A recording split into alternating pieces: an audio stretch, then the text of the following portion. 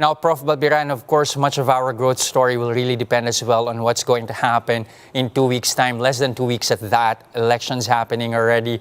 And that's going to be very crucial for all of us. What uncertainties do the polls bring, especially with economic recovery at stake? At the very near future, in the next 2 years, I don't think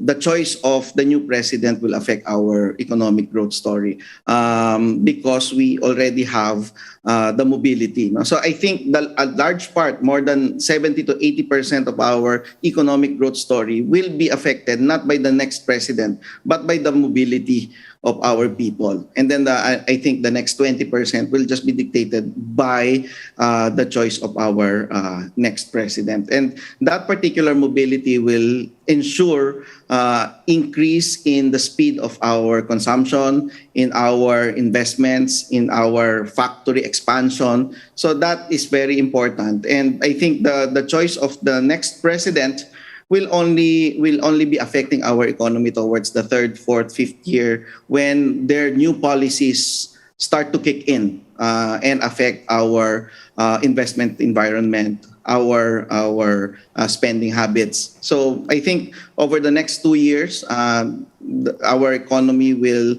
be largely dependent on the mobility versus the lockdown rather than the choice of the new president, as far as the economic momentum is concerned. Okay, so at least the growth story remains intact for the next 2 years, regardless of who wins. But despite that, who among the candidates for you articulated the best economic strategy here, especially with our rebound on the line?